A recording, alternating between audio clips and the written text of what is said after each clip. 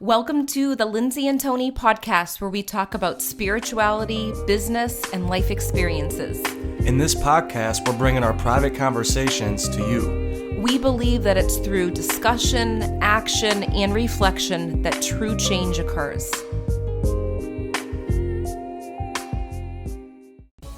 Welcome to episode 167. It's not an empath's job to heal everyone. Now, if you've ever felt guilty when saying no to someone, you'll definitely want to check out this episode because we share all details of our own experiences, but also ways that you can figure out what you truly want to say yes or no to in your life or business. Before I let you listen to the show, I want to remind you my psychic medium retreat is coming up. This is the 5th annual retreat. We go to a retreat house in Florida, April 23rd to the 26th. Tony and I will be there. We would love to meet you in person and work with you. So if you're someone that's not a student yet, send me a message at lindsay@lindsaymarino.com and ask how you can get more information about being a student. And I hope you enjoy the show.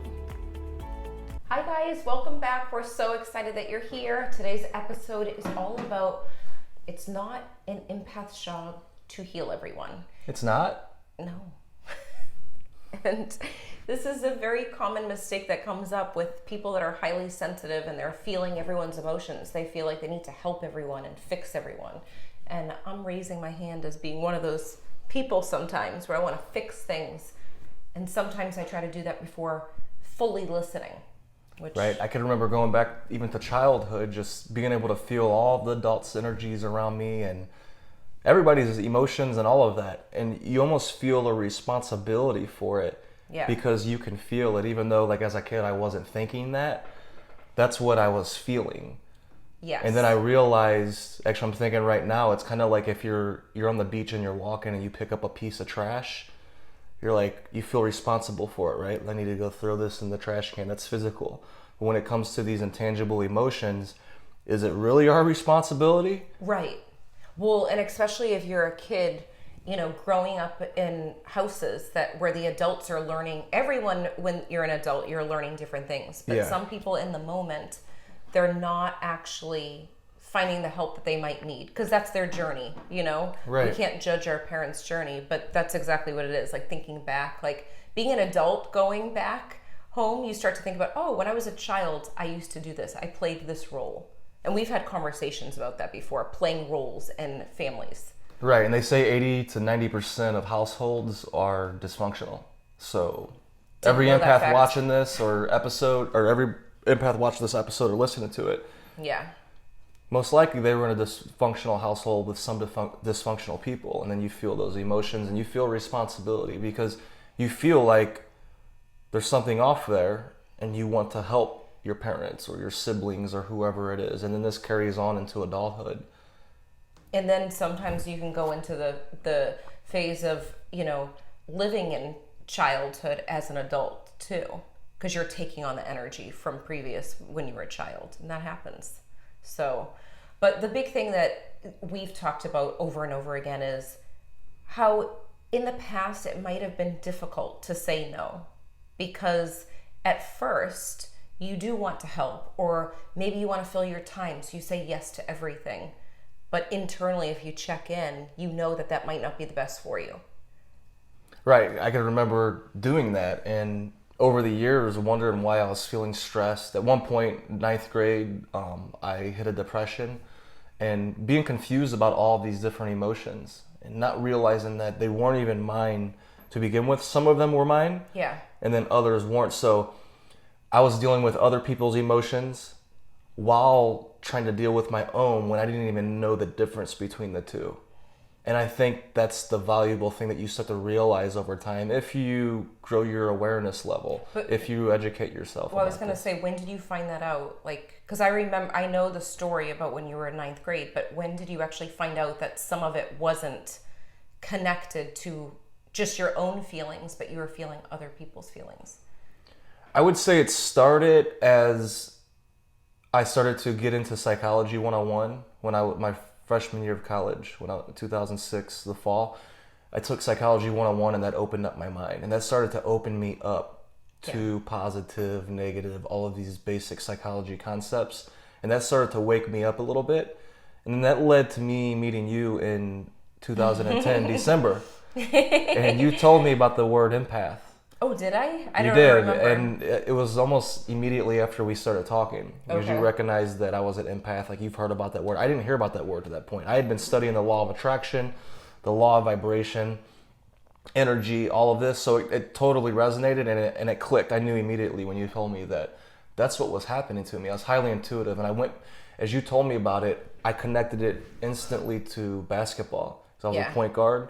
And I realized that was one of the reasons why I was a very good point guard, is because I could sense everybody's emotions and energy on the court. Yeah. I didn't even have to look to where I was passing. Like I just knew where they were going to be, and I could just sense where their energy was going. So all these things started to click as I heard the term empath, and then more importantly, as I started to apply it to my own life. And since then, that was about 12 years ago, it's been a continuous application and study and reflection, and it just keeps getting better. Is it perfect? No, but it keeps getting better through that process. And I feel like the kids that we taught, like at least I felt like, being a teacher in the school system, especially the type of teaching that you've done, where a lot of the experiences were very emotional with the students. They were coming to you because they were in the EBD center. You automatically, your energy rises up to make sure that you're aware of emotions. And I know for my kids too, a lot of them were coming from homes in the neighborhood where there were shootings. So they're very empathic. So they could be on edge at different points, and I had to be aware of that energy. And I feel like I was kind of prepared just as a little girl. I feel like everything kind of is a stepping stone. But if you start to connect the dots, you start to notice, oh wow, I've been practicing this my whole entire life. Let me get really good at this. And it's a process to kind of navigate through these emotional things. And a lot of the time we could be getting upset or feeling depressed. And depressed is like a strong word to use. So depressed and sadness, I feel, are two different things. You were going through a deep depression. Yeah, it was an extended period of time throughout the entire ninth grade. Exactly. Like you were in a deep depression. But there's sometimes that you could feel like anxiety ridden or sadness, but it's important to check in, like, wait a second, did I have enough alone time? What did I just do 10 minutes before feeling this way? And what did I say yes to when I really didn't want to? Because I felt guilty, so I said yes. Right, and you brought up a good point with teaching too, because so how do you start to become aware of this to where you can make good decisions, like yes, hell yes, or hell no, or I know that I'm feeling this energy, but it's not my job to heal that energy right now. I could just feel the difference. And teaching was a big part. It's experience, right? It's throwing yourself into whatever you're doing around different people and putting this to practice. And that's what you did as a teacher too. And that's what I did as a teacher. Because before we both were teaching, or as we were teaching, we were aware of this concept and idea. And as a teacher, you have to be aware of all the people in your class. Like read the room. If you're a speaker, if you're a coach, read the room so you know where to go. You're not just talking, like you're speaking with them, and you could sense, like you said, the kids in your class, they grew up in rough neighborhoods. They're around all kinds of chaotic energy, the same type as some of the kids that I worked with. So we had to, like you were saying, be aware of their emotional states, because one day they might be up, the other day they might be down, or even one moment to the next. So you're sensing it, and that's where a lot of value could come from, because as a teacher, you're paid to show up there to help these kids, right? So you're not going to just, I feel that energy in the back. It's not my job to heal everyone as an empath. I'm not healing you.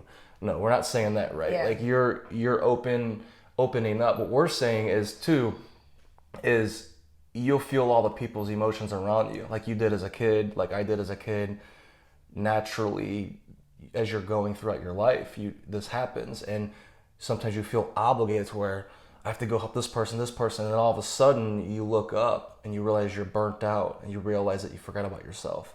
Exactly. That's the common theme with psychic mediums, healers, coaches, is that they're trying to be there for their clients, and then there's a pattern of, oh my gosh, I don't have the energy to sustain outside of working with my clients sometimes,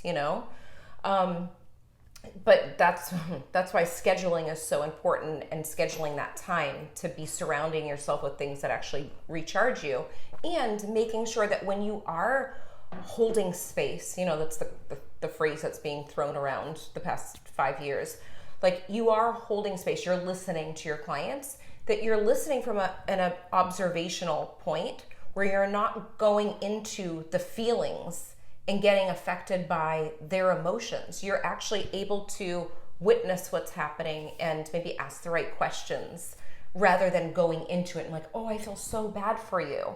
I feel you can still feel compassion for them, but you don't have to get sucked into the emotion of you being helpless too when you're working with people or when you're interacting with people. That's an excellent point, because that is what we kind of think at times is, if we want to help this person, we have to feel just as bad as they do. Like we have to go Right. on this thing and feel bad. And it's like you're right, as a coach or psychic medium, like it's our job to hold that space.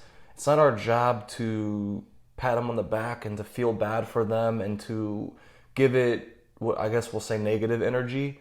It's our job to hold that space and to hold them to where they can empower themselves and see through that and see from their space of power. Right.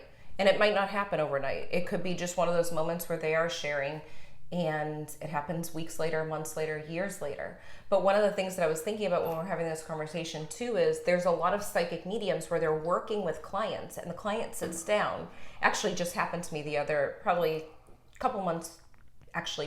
more than a couple months ago it happened. But a woman sat down in person, and I felt in that moment like I couldn't get in there. Like I couldn't give her the reading that I wanted to because I felt this feeling of her heart shut down. And I couldn't, and I had to say it. I had to speak it out.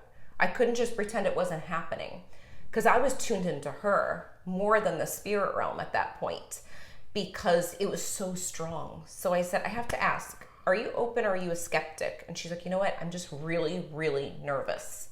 And I'm like, okay. And she's like, I came in here and my stomach hurts and I'm nervous. I'm like, oh my gosh, that makes me feel so much better to know what's happening because I was tuned into her energy. I could have easily took that in a different direction, not said anything and not get anywhere with the reading. But as psychic mediums, we pick up on our clients. We pick up if they're happy, if they're satisfied with a reading. We pick up on if they're closed off. But sometimes just speaking it out is really important in the right way. And then she just got to loosen up, because she said it out loud.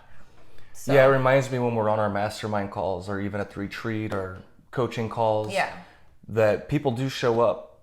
They show up nervous, right? They're doing vulnerable work. So I've noticed that same thing, just pointing it out. And even if I feel nervous, sometimes I show up to these different things and I have some anxiety coming in. I'm ready. I'm feeling all this energy. Even me just saying, look, everybody, I'm feeling a little, hyper right now. I'm anxious. I'm ready for this. That moves the energy too. So just showing up and being authentic with it and being okay with it. So I'm curious with you, when did you start to realize that you were picking up on other people's emotions? Oh my God. I definitely didn't realize it until I would say in 2007, really. Because that was when I was going through deep grief and I couldn't put anyone else first because I was so used to saying yes and feeling guilty if I didn't do something, or I would put other people first and listen to their problems, but not in the healthy way. I feel like at times I would be drained and I'd still do it. But it was when I couldn't give to anyone energetically because I was so depleted myself and I started to put myself first that I recognized the difference in energy when it did come in. Does that make sense? Yeah, you were able to process it in a more effective way because you were more in your power. Right. Like after I went through the grief, like in that moment, I couldn't give to anyone. Mm-hmm. Like I couldn't. So I didn't feel guilty. I was like, I'm putting in quotes, I'm like, I'm going to be selfish right now. Like I'm going to be about me because I can't give to anyone. And it's not selfish. It's actually a good thing to take that time. Mm-hmm. But it was in those moments of figuring out like, what do I like? Where do I like to go? How do I like to be alone? Do I like to journal? Do I like to take a walk? And when I got very in tuned with that, I started to recognize all the habits that I had previously that a lot of them were unhealthy, But Like I just didn't saying know. yes, like just going Yeah, along just with it, saying just yes. going along. I was always going. I never wanted to stay home like in high school or middle school. I wanted to go. I wanted to get out of the house, and maybe it was the age, teenager, you want to be with your friends. But I did not want to stay put.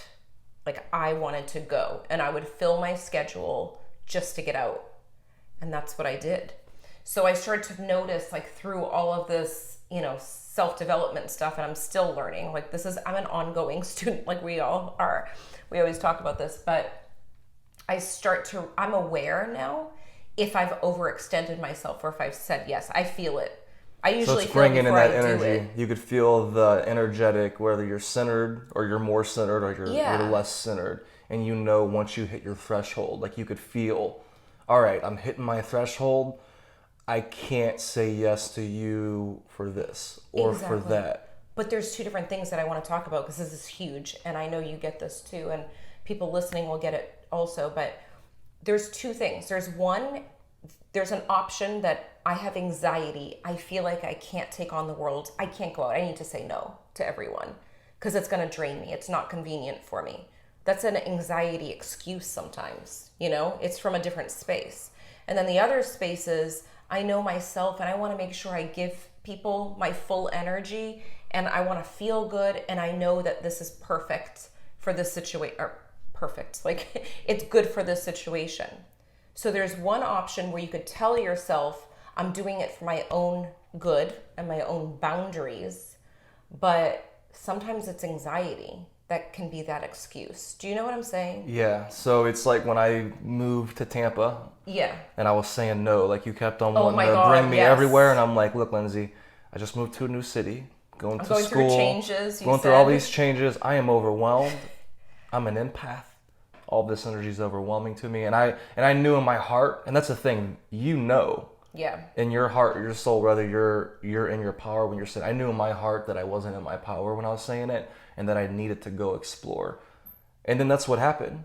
Yeah. I started to explore, and I grew. And it goes back to you and I being in the teacher, in the classroom, and being able to get better at this topic, right? Being an empath, being able to say yes or no through experience. I grew through experience. And I think that's one of the key things is to put yourself, to be honest, like you're saying, and put yourself in positions and environments that will probably scare you, like being a public school teacher, teaching at retreats, being a coach. All this stuff would scare me before, but I knew I had to do it. Going out and meeting all these new people in Tampa, it would scare me, but I knew I had to do it. And through all these experiences, I was able to apply all of this knowledge that I learned in books about empaths, about energy.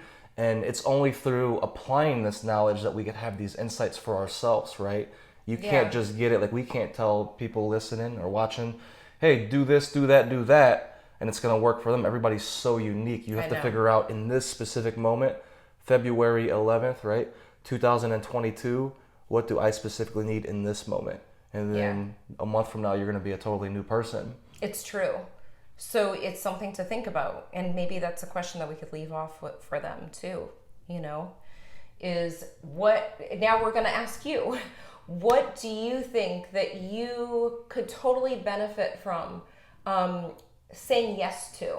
And what are the other things that you feel like, I've been saying yes for so long, but I don't want to do it anymore. Like, this is not something that I want to do. And I'm doing it out of guilt. I'm not doing it because I want to. Think about those questions and share in the comments if you want to share your own experience with being an empath and sometimes knowing when your energy is right on point with things, and other times when you're like, I don't want to do it anymore. Yeah, and just to have some clarity on whether you want to say yes or no in the moment. It's either a hell yes or it's a hell no. Exactly. Nowhere in between. Perfect. We hope you enjoyed this episode as much as we did. If you liked it, leave a 5-star review on iTunes, and remember, subscribe to our YouTube channel too. If you can think of anyone else that would love this episode, share it with them right now on social media or email.